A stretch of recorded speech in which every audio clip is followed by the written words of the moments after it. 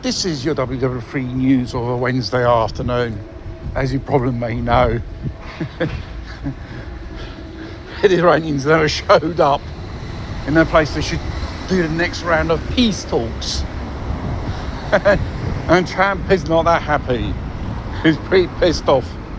Probably as usual, will be witness when all the stock exchanges in the world are closed for the weekend to launch another round of attacks on Iran. And obviously the Iranians are I know this was coming. Also, as I sent out a warning to all those workers in the Middle East who work in these so-called plants, refinery, and all those things to get out Dodge City, basically. And we could expect an attack most likely on the weekend, the early mornings of Saturday, not to disturb the stock markets, because him and his fishing friends in the family have to make an earner, don't they, by inside trading. How psychopath this president is. There's a story which came out. One of his generals has stopped him grabbing the famous suitcase, yes, which connects the president worldwide, wherever the American forces are, to give them the launching instructions for the launch nuclear missiles. And he wanted a target in Iran, probably Tehran, or something like that famous base in the mountains. Well, we're still here thanks to the one of his generals will have a bit of common sense regarding the Hormuz Straits. I think so far they've illegally seized 2 Iranian vessels. But you have to be very careful, because these Iranian vessels or cargo ships, whatever flag they can carry, it could be a platform to launch missiles against the American fleet there, and they wouldn't even know what hit them. So we're on the edge of World War III here with this crazy psychopathic president. See, 7 times draft dodger, unbelievable. There's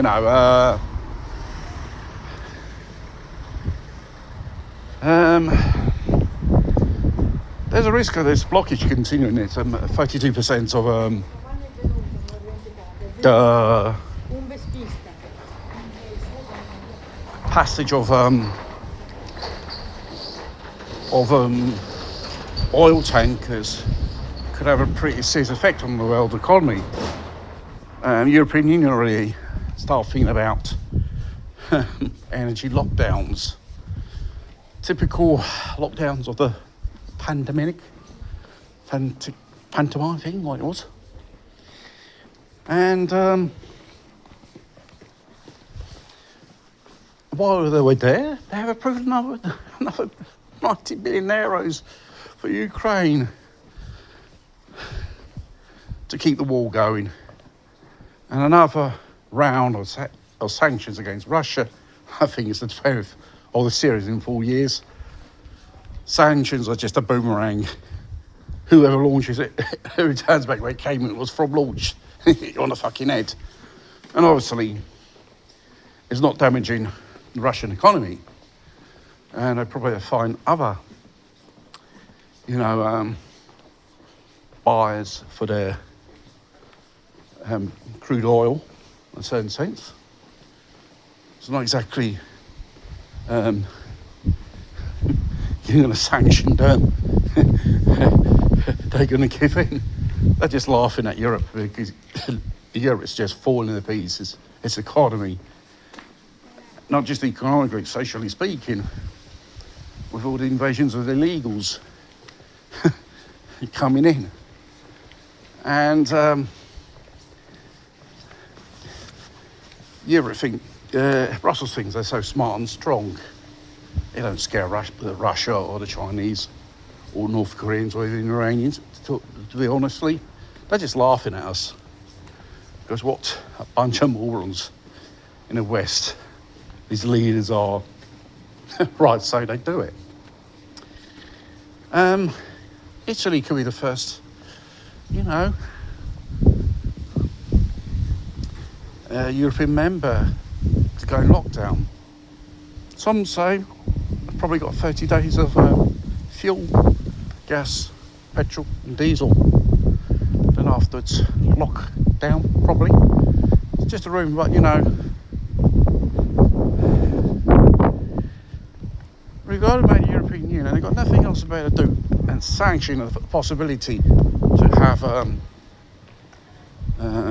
source of energy, gas, oil, whatever it is. They fucking close the door. You made the blow up Nord Stream pipeline, and there you are. Germany, one of the most considered engine of Europe, economically speaking, the powerhouse. It's absolutely falling to pieces. And one by one, every European country start scratching their heads. What are we going to do fuck about this?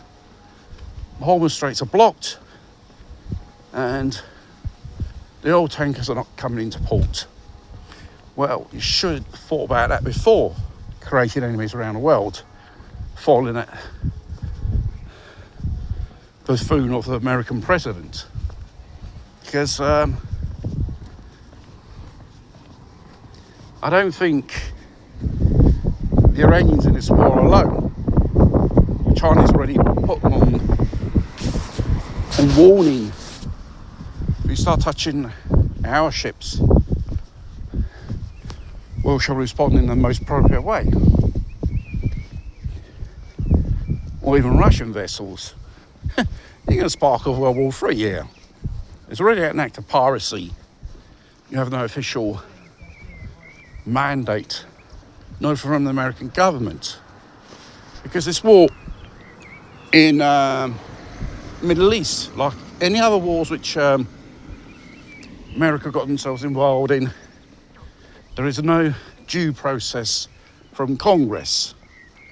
It's all the president doing the things by himself, and the fools are following him. And whoever follow him, I don't think in the long run